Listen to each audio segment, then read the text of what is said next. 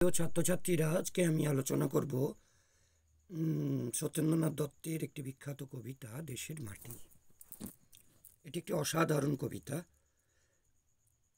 মধুর চেয়েও আছে মধুর, সেই আমার দেশের মাটি।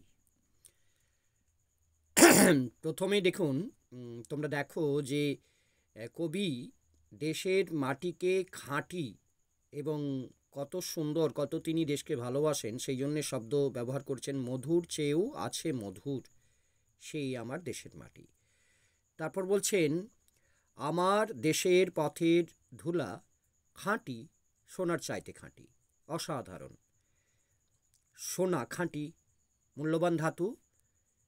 আমাদের দেশের পথের ধুলা তার থেকেও খাঁটি।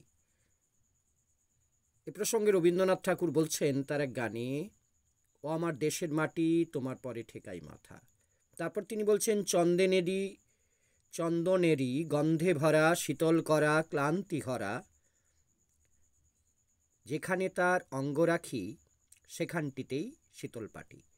এখন চন্দন হচ্ছে সব থেকে স্নিগ্ধ, শীতল এবং আমাদের ক্লান্তি দূর করে। দেশের মাটিও তাই। এবং আমরা অনেকেই গ্রীষ্মকালে শীতল পাটি ব্যবহার করি। তোমরা জানো, বেতের তৈরি এটি, এবং এতে আমরা যখন ঘুমাই খুব আরামদায়ক এই শীতল পাটি। তো সেই জন্যই তিনি বলছেন, তিনি ব্যবহার করলেন চন্দন, ব্যবহার করলেন শীতল পাটি। তারপরে বলছেন, শিওরে তার সূর্য এসে সোনার কাঠি ছোঁয়ায় হেসে, নিদমহলের জ্যোৎস্না নীতি বুলায় পায়ে রূপার কাঠি। তাহলে এই সূর্য এবং জ্যোৎস্না, তাদেরকে তিনি সোনার কাঠি এবং রূপার কাঠি হিসাবে তুলনা করেছেন। আমরা আমাদের অনেক রূপকথার গল্পে এই সোনার কাঠি এবং রূপার কাঠির কথা পড়েছি। তার পরের লাইনটি আরও ভীষণ সুন্দর, নাগের বাঘের পাহারাতে হচ্ছে বদল দিনে রাতে। তাহলে পাহারা কে দেয়? নাগ। নাগ মানে সাপ। আর বাঘ পাহারা দিচ্ছে এই দেশের মাটিকে। পাহাড় তারে আড়াল করে, সাগর সে তার ধোয়ায় পাটি। তোমরা অনেকেই জানো, আমাদের এই যে দেশের যে আবহাওয়া, সেই আবহাওয়া এত সুন্দর, তার কারণ কিন্তু পাহাড়। তো সে আমাদেরকে বিভিন্ন ঝঞ্ঝা, বিপদ এবং উষ্ণ আবহাওয়া থেকে রক্ষা করেছে। এবং আমাদের যে সমুদ্র আছে, সেই সমুদ্র নিরন্তর যেন দেশের মাটির পা ধুইয়ে দিচ্ছে।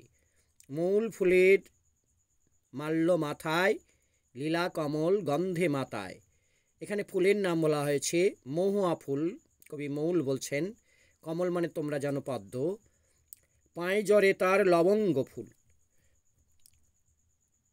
অঙ্গে বকুল আর দোপাটি। কি সুন্দর তিনি একটি সুন্দর দেশের মাটিকে, মা, এই যে মা এবং মাটি, তার যে একটি সুন্দর উপচিত্র কল্পনা করছেন, যার পয়জরে লবঙ্গ ফুল আছে, অঙ্গে বকুল দোপাটি আছে, আর কি আছে? মৌল ফুল তার মাথায় আছে।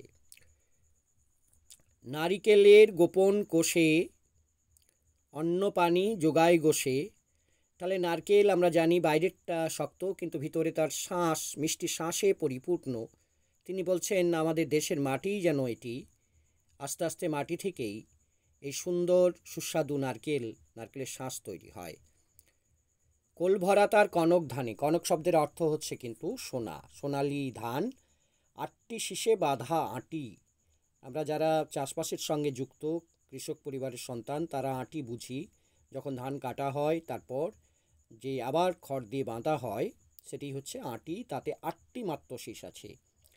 সেজে গো নীল পদ্ম আঁখি, সেই তোরে নীল কণ্ঠ পাখি, মুক্তি সুখের বার্তা আনে, ঘুচায় প্রাণের কান্নাকাটি। নীলকণ্ঠ পাখি অসাধারণ সুন্দর।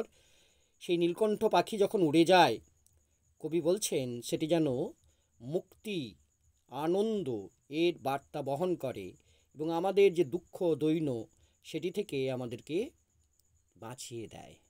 তাই অসাধারণ একটি কবিতা আমরা আলোচনা করলাম, ছন্দের জাদুকর সত্যেন্দ্রনাথ দত্তের দেশের মাটি। নিশ্চিত তোমাদের ভালো লাগবে। তোমাদের যদি এই দেশের মাটি সম্পর্কে কোথাও কোনো অসুবিধা থাকে, তাহলে কমেন্টে জানাও। আমি অবশ্যই তোমাদের সেই কমেন্টের সব উত্তর দেওয়ার জন্য প্রস্তুত।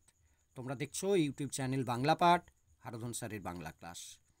সবাই ভালো থেকো, আনন্দে থেকো, আর আমার সঙ্গে থেকো আমার ইউটিউব চ্যানেল বাংলা পাঠ।